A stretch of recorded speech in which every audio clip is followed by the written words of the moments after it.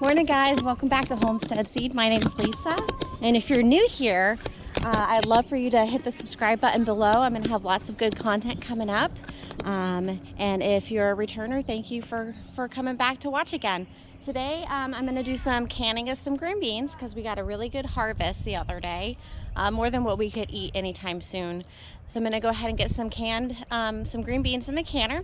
But first I thought I'd go ahead and give you guys an update of my garden. It exploded over the last 2 weeks and it's really exciting. Let me show you. Come on in my garden. All right, it's a beautiful morning here in Central Florida. Just finished milking my cow, getting that all taken care of. Now on to the next task.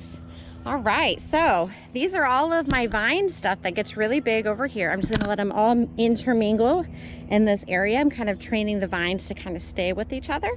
So here are my watermelons here. And I even have a couple little ones like this.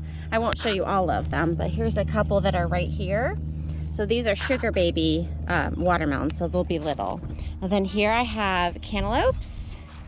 And I actually have quite a few of these coming in too. I have to be really careful where I stand. See, here's one right here.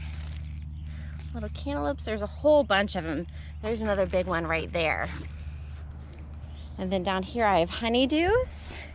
And then these are my winter luxury pie pumpkins. So these will be sweet little pumpkins. I have a bunch of those coming in too.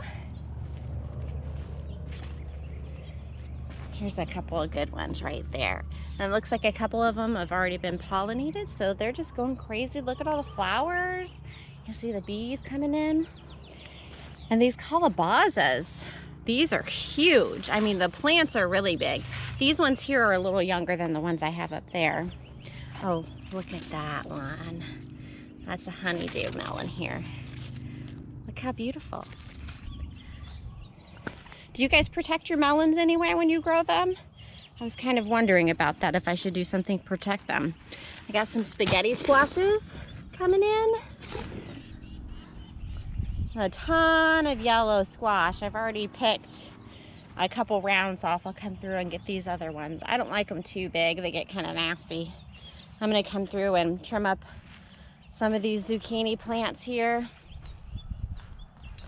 so they don't get too overcrowded. You can get the bottom ones. But I got a lot of little ones coming in. I got a couple that I picked in the fridge already. I'm gonna zoodle those up for lunch. And then these are the Calabazzas. They're doing amazing. I got a ton of little ones here. And then I got a big one there and a big one back in there. So those are doing fantastic. The only thing I haven't found yet is any of my Seminole pumpkins. These are the Seminole pumpkins. I haven't seen any flowers yet, so I'm guessing they're just maybe a little later than normal. I hit everything up with a little fertilizer last night. I used the Job's All Organic tomato and fruit and flour. I will put a screenshot in here, a picture of what the bag looks like. So these are all my zucchinis. Doing fantastic. A couple of volunteer tomato plants right there. I believe that's probably a black cherry grape tomato. All my bell peppers are starting to come in really nicely here. These are the poblanos. And all my green beans, I've already picked quite a bit. We just came through and picked the rest off yesterday, but as you can see, there's still tons of flowers. So when you pick green beans, I just hold the stem right here. Say this one was big enough. And then I'd pull the green bean right below my other finger, like right here. And I try to leave the top on if I can, if I'm not going to eat them right away. It helps keep them a little fresher. So I'm going to have my kids help me snap them, put them in the canner. Here's my sweet potatoes. These are the ones I just had leftover potatoes from last year. I was going to use those as slips, but I tried to dig them up.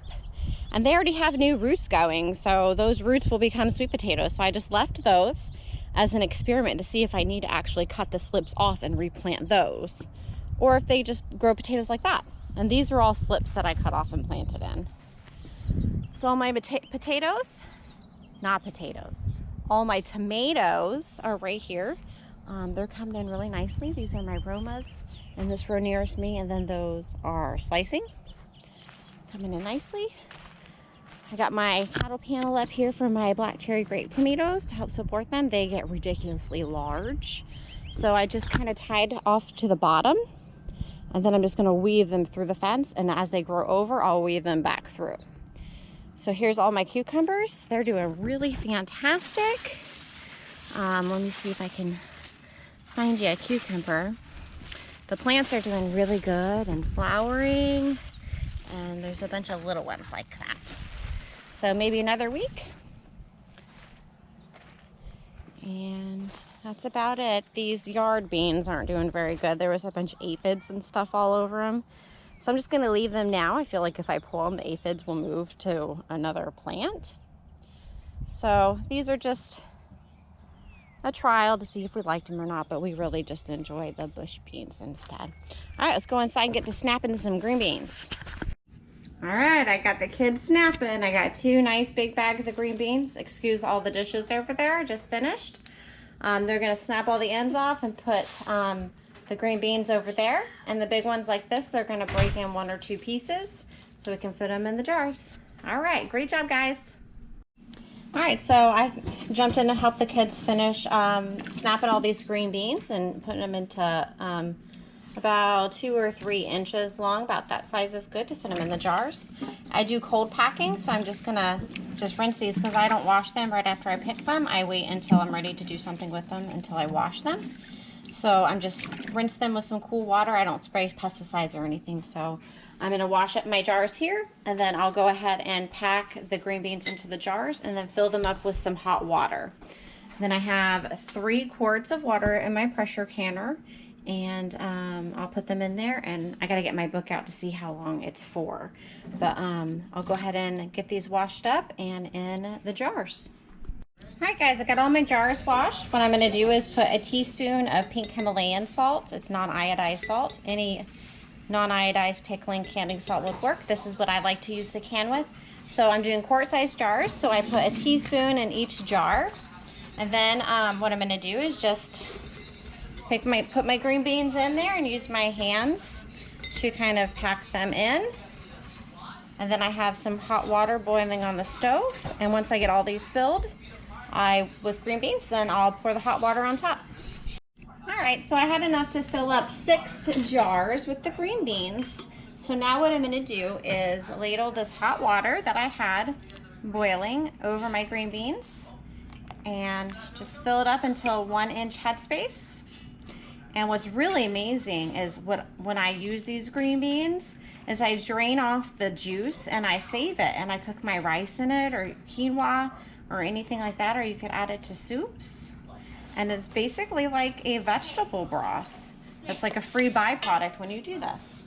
So then you want to take all of your air bubbles out. Be careful, it's really hot now. Just go all around. You're gonna get all those air bubbles out, because all this water is gonna fill all the spaces in between the green beans. And then recheck your headspace to make sure it's still correct, which mine is still good. Make sure all the green beans are covered under the water. Then you want to wipe your lids with some vinegar, just a little paper towel. Make sure everything's nice and clean. I already checked my rims for any cracks. Then add your lid and your ring, and then it can go in the canner. And then I'll do the rest of these, and these will go for 20 minutes in the pressure canner. I'll show you what they look like when they come out. All right, guys, yesterday I got kind of busy and I didn't get to show you how the beans looked when they came out of the canner. But this morning I went ahead and took the rings off and wiped them all down and labeled them, put the date, and this is what they look like when they're done. Delicious green beans, way better than what you could buy canned green beans in the store. And my husband even says sometimes he prefers this over the fresh green beans. But now I can put these on the shelf to go along to eat later on in the year. All right, guys, thanks for hanging out with me while we did this.